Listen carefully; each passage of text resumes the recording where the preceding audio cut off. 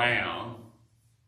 It was just going to sit there sort of like a barge, covered with 3 stories, and wherever that water went, wherever those upheavals in volcanic action took place, mountains being created, you know what's going to happen there. If a mountain was created here through volcanic action, that boat's going to be flooding away from that. And then water from the deep coming up, that's going to, I mean, you don't have any control over where that boat goes. It just floats. So these pre-flood people, Noah's contemporaries, had never seen anything like this. In fact, they'd never even seen rain. Before the flood, the world was taken care of as far as moisture is concerned. There were some rivers that were fed not from rainfall, but rivers that were spoken of pre-flood days that came from the deep, sort of like fountains today that we have. But anyway, the world had never seen anything like that, according to Genesis chapter 2 and verse 5. Noah preached. I guess he probably took turns every now and then. We'll work half a day and then I'm going to be preaching. I don't know the method that he used. But he preached and he gave warning to all the people that would listen. When they heard Noah's preaching, again, this is supposition, but since so few people entered the ark, and there were perhaps 1 million or more people on earth by that time, those aren't very good odds. They didn't listen to what he said. They weren't listening to God's message. And so that probably brought about ridicule on their part, I assume, knowing modern man like we do. I can imagine that nearly every day, probably, some of them came by, Noah, what you doing? What are you building, Noah? You haven't got much done since you came by yesterday. Well, I'm building it because God said that we have a flood coming and we need to preserve life on the earth. You got to be kidding. What is a flood? What is rain? We've never heard of such. So what we're talking about here then is the beginning of the idea of uniformitarian science. Big word, but all that really means is everything that's happening today is happening just like it has always happened since man first came on the earth. The evolutionists will say a few thousand years ago. But before that, we had dinosaurs, 65 million years ago. So everything, is it really happening? Is uniformitarian science? Their purpose in bringing this up is if everything is happening now is the way that it has always been, then how do you account for a lot of things like the flood? Well, that's the very purpose of this theory. Uniformity hasn't always been the same. They'd never seen a flood, but they were going to, eight people were going to experience it and live to tell about it. The others would be dead, of course. But those people, 8 of them entered the ark. All of those that believe that we're not going to have a flood like Noah said, because we've never had one. We've never seen a flood. We've never seen rain. The world was watered by that water vapor canopy that surrounded the whole world. We didn't have cold winters and we didn't have hot July and August summers. The world was the same all the way around the world. The flood brought about the very thing that we see in the world today. What do we call, when something comes in, don't we call that a front? We've got a weather front coming in. They didn't talk about weather fronts back in the days of Noah. They didn't ever have such. The world was a perfect place to live. You wanted something to eat, you just go out and pluck it. You didn't worry about snow in the winter. It was a different world from that which existed after the flood. Noah and them were the only ones to experience the before and the after, and live to tell about it. Now, the Genesis flood is referred to in the New Testament in a lot of different places. In 2 Peter chapter 3, look at verse 6. 2 Peter 3, in fact, Peter talks quite a bit about it. Those people, let's see if I can find it quickly. Those people in the first century to whom Peter was writing, let's see.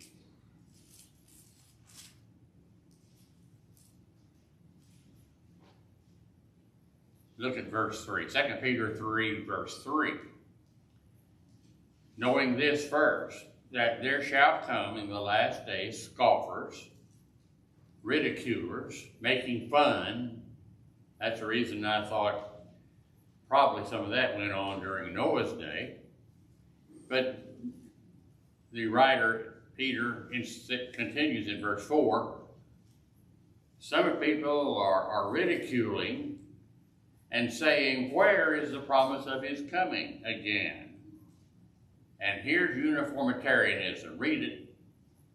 Since the fathers fell asleep, all things continue as they were from the beginning of creation. That's the doctrine of uniformitarianism.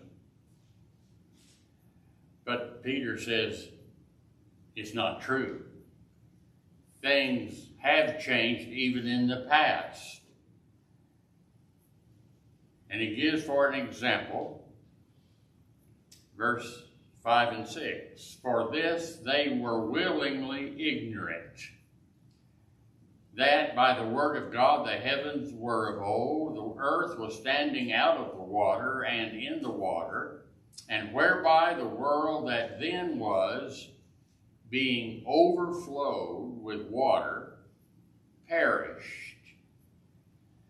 And the interesting word here in Greek is kataklysmos. Our English word is cataclysm. A catastrophic cataclysm occurred. Verse 5. The world was overflowed. It wasn't a local flood. The world was overflowed with water, and it perished. But the heavens and the earth, which are now, by the same word, are kept reserved unto fire, and unto the day of judgment and the perdition of ungodly men.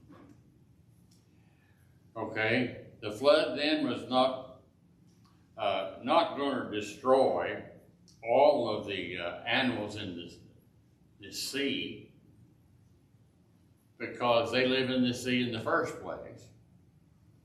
But I think probably a tremendous amount of animals, even marine animals that live in the sea, I think they also were destroyed. Probably because of the dramatic volcanic upheavals. I mean, when I believe that's exactly when Mount Ararat was formed. When we have an upheaval like that, if the ark was nearby, it would scoot off. But stormed that particular mountain, and nearly 4 or 5 months later, whenever the ark landed, it landed on one of those mountains, Mount Ararat. But this flood cannot be compared to any other flood that has ever existed. We had a flood, terrible flood, down in Kerrville, Texas, recently. Took the life, how many? Was it 11 children? I can't remember exactly how many. Took the lives of a number of children. And that's horrible, especially to the families suffering those losses. But this flood can't be compared with that. That was local. This flood was worldwide, the Bible says, in a lot of different places. So keep that contrast in mind as we work our way through the lessons. Now look at Genesis 6 and verse 18. God says, verse 17, I'm going to bring a flood of water on the earth. It'll destroy all flesh, except the flesh that's in the ark, of course. And he's talking about the flesh that has the breath of life in it under heaven, and everything in the earth is going to die. But with you and your family, I'm going to establish a covenant. You shall come into the ark that you have built, you and your 3 boys and their wives. And verse 19, every living thing of all flesh, 2 of every sort, you're going to bring into the ark to keep them alive with you. Bring male and female. Well, you know why that happened, because for purposes of procreation, we want male and female. Bring in the food that's going to be eaten, gather it into you, and it'll be food for you and for the animals there in the ark. And then Noah did exactly what God told him to do. Maybe you need to memorize Genesis 6, verse 22. And thus did Noah, according to all that God commanded him, so did he. Noah obeyed.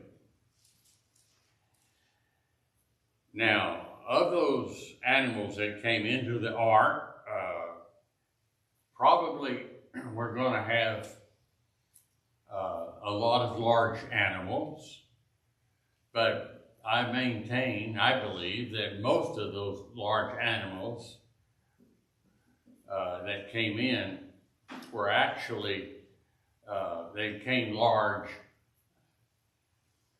but instead of bringing, if you bring in 100 dinosaurs, large dinosaurs, into that ark, you don't have much room for any other animals. More than likely, we had baby dinosaurs brought into the ark, and they would be much easier to take care of, and it wouldn't take up near as much room as a Tyrannosaurus or some of these other large brontosaurus animals. But a lot of the smaller ones then were brought in. The larger ones are simply represented by the small ones of their species. Notice what God told Noah.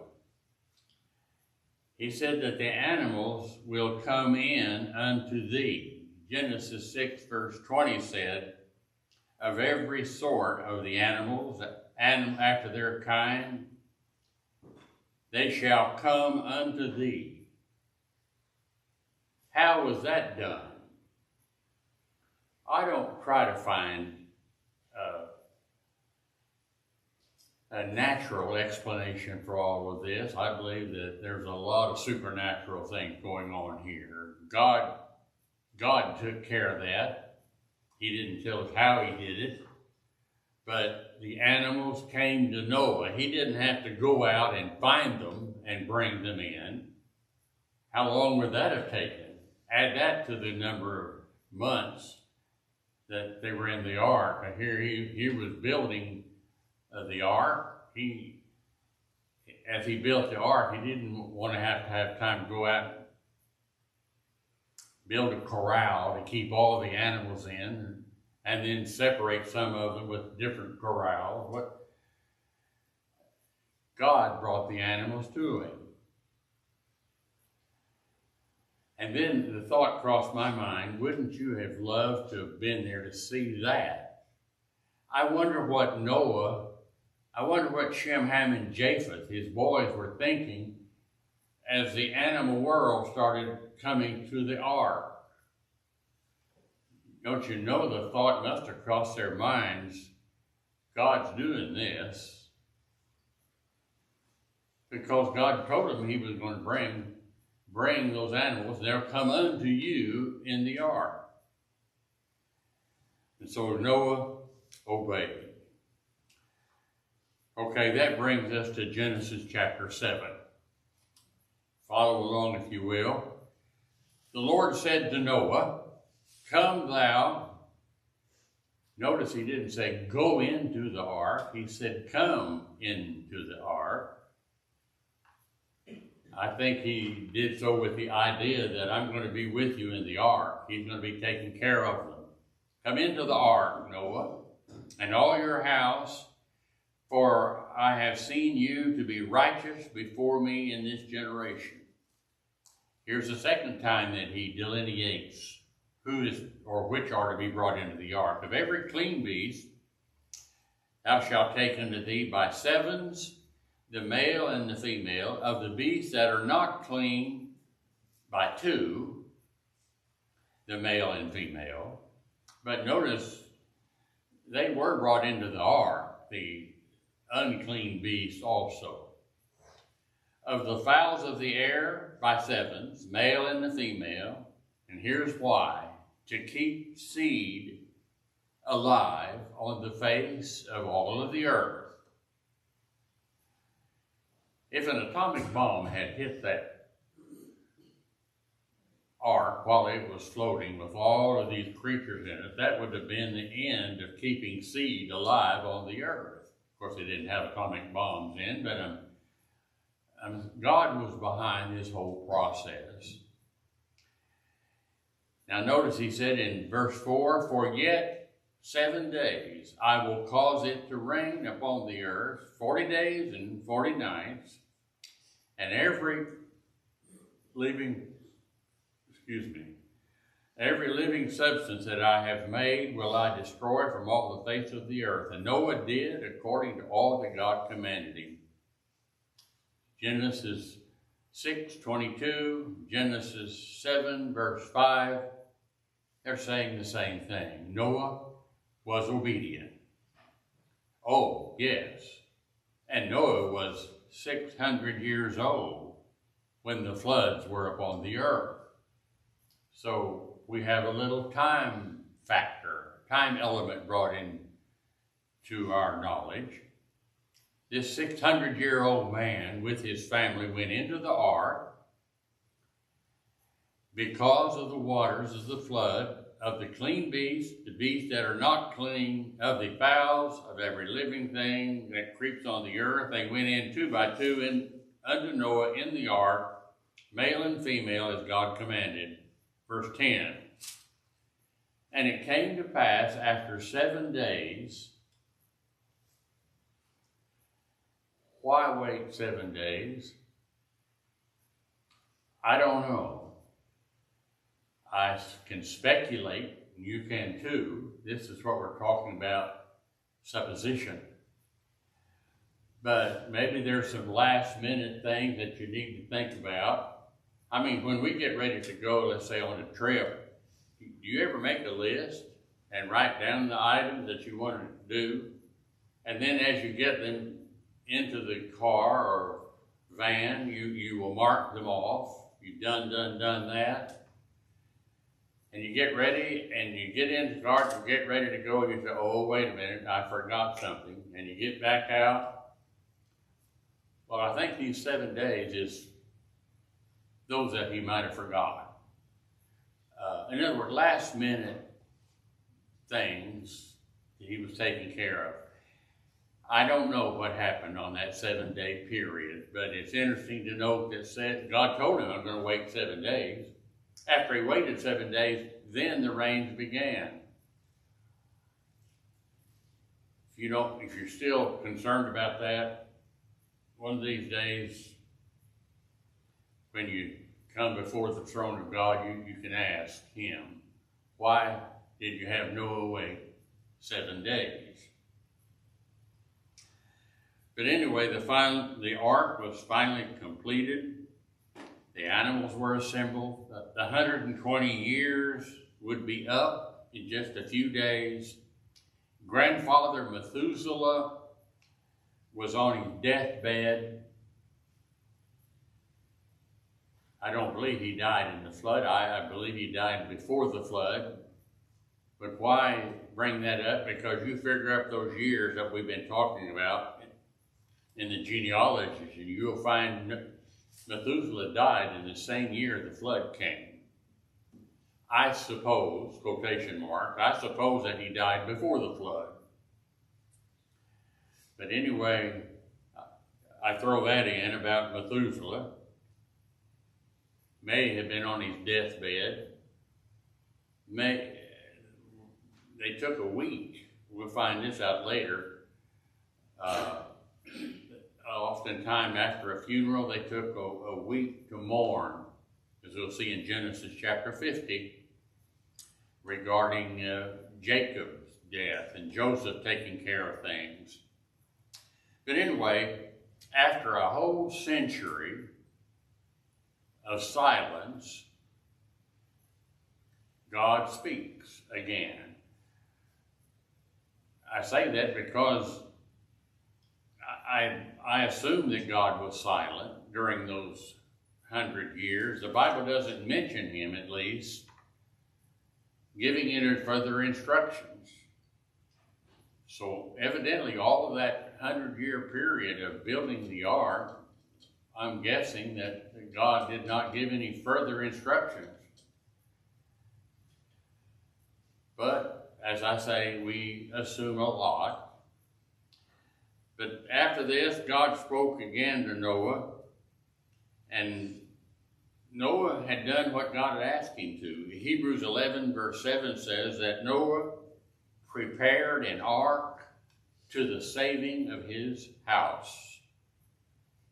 That was another purpose, not just the animal world, but humanity. All of humanity that we see on the earth today, I know we believe we all came from Adam. That's correct. But all of that world died at the flood, except these 8. And these 8 that went into the ark, from that group, all of us are related. Well, this is what we call starting over. God started over. All of the world had become corrupt. I'll insert this here. It wasn't long after Noah and his family left the ark. It wasn't long before corruption started all over again. Look around at the world today. But anyway, in chapter 7, we read, "And the Lord said to Noah, Come thou and all thy house into the ark, for thee I have you righteous in my eyes." Then he says in verse 4, "In 7 days I will cause it to rain upon the earth, and it'll continue for 40 days. A torrential downpour for 40 days. And the world that I've made will be destroyed from the face of the earth." Verse 6, Noah was 600 years old. Verse 7, Noah went in, his sons and their wives with him.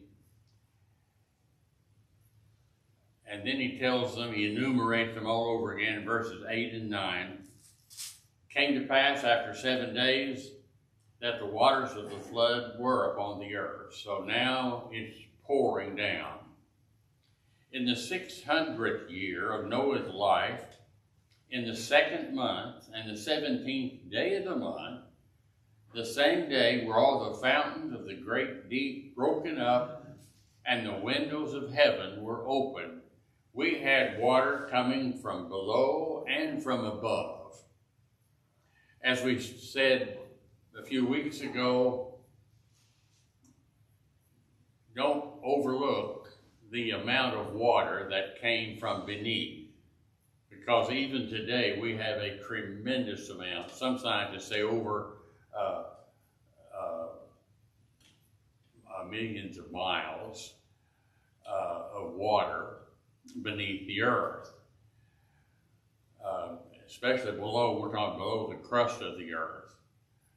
A lot of that came up at the time of Noah. Where would it go? Well, it would go off into about, I don't know how many different oceans we have now, seas and oceans, but they didn't have all of those. In Noah's day, it was primarily land, but at that point, lands were totally changed. Continents were formed. We have 7 continents now that did not exist before, but the flood caused these continents to exist. We talk about power. You've got a tremendous power of God unleashed right here. I suppose since the days of creation, we've never seen such power from God until we reached the flood. And now we see it again. Okay, back to verse 13. In the self-same day, when they entered, Shem, Ham, and Japheth, along with Noah, and Noah's wife, and the 3 daughters-in-law, they all entered the ark, verse 13. That's all that you want to find out in one verse, how many humans were in the ark. Just remember Genesis 8:13. There they are. How do I know there were 8? Well, because I can count. But in addition, I find the Apostle Peter over in the in the New Testament, in the 1st century, 8 souls were saved by water.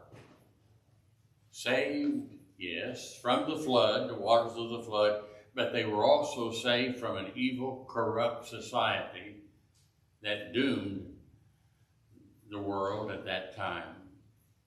God saved them. I'm going to mention it now, but we'll find it even more forcefully taught later. 8 souls were saved by water. You can liken that, Peter says, unto baptism, which is now saving you. 1 Peter 3:21. Okay, now, verse 14. They and every beast after its kind, and all cattle after their kind, every creeping thing. We've already had this. This is a repetition now. They went in unto Noah in the ark. So he didn't have to go corral them. He was in the ark. The animals came into where Noah was, inside the ark. They went in, male and female, of all flesh, as God had commanded him, and the Lord shut him in.